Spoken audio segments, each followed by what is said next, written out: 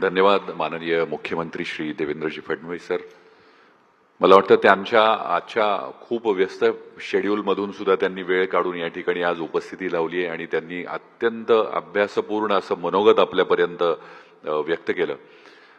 मी यानंतर विनंती करणार आहे श्री प्रल्हाद दादा पै जीवन विद्या मिशनचे की त्यांनी त्यांचं मनोगत आणि त्यांनीच आपल्याशी संवाद साधावा, मार्गदर्शन करावं. श्री प्रल्हाद दादा पै यांना मी विनंती करतो.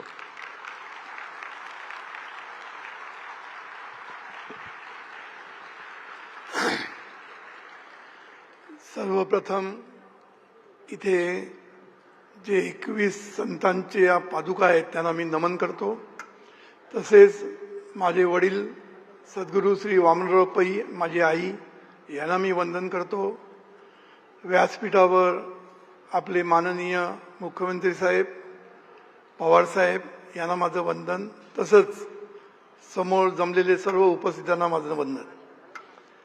मी सुरुवात आमच्या प्रार्थनेने करतो, ज्यांना म्हणता येईल त्यांनी म्हणावी. हे ईश्वरा सर्वांना चांगली बुद्धी दे, आरोग्य दे, सर्वांना सुखात आनंदात ऐश्वर्यात ठेव, सर्वांचं भल कर, कल्याण कर, रक्षण कर, आणि तुझे गोड नाम मुखात अखंड राहू दे. आजचं जे व्यासपीठ आहे भक्ती आणि शक्ती आणि पादुका दर्शन या निमित्ताने मी इथे उभा आहे. आपले माननीय अभिजित पवार साहेबांनी मला इथे आमंत्रित केल्याबद्दल त्यांना मी धन्यवाद देतो. खरं म्हणजे आजचा दिवस जो आहे 8 मार्च म्हणजे महिला दिन आहे आणि मगाशी त्यांनी म्हटल्याप्रमाणे महिला खरं म्हणजे भक्ती आणि शक्तीचं रूप म्हणजे महिला असतं. त्यामुळे या महिला दिनाचं औचित्य साधून त्यांनी हे जे भक्ती आणि शक्तीचं व्यासपीठ निर्माण केलेलं आहे त्याबद्दल त्यांना खरंच धन्यवाद देतो. सर्व महिलांना मी शुभेच्छा देतो या दिनानिमित्त. आता भक्ती आणि शक्ती या दोन गोष्टी खूप महत्त्वाच्या आहे असं त्यांनी सांगितलं मगाशी. सद्गुरू श्री वामनराव पै यांनी जीवनविद्या ही जी निर्माण केली, जीवनविद्येचं तत्वज्ञान, त्याचं कारणच मूळ असं आहे की काही लोक फक्त अध्यात्माच्या मागे लागतात, काही लोक फक्त प्रपंचाच्या मागे लागतात.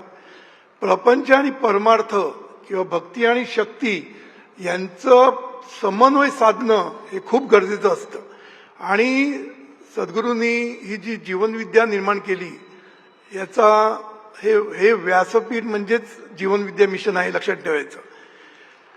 म्हणून सद्गुरू नेहमी म्हणतात की पक्षी जेव्हा आकाशामध्ये विहार करतो त्याला 2 पंखाची गरज असते.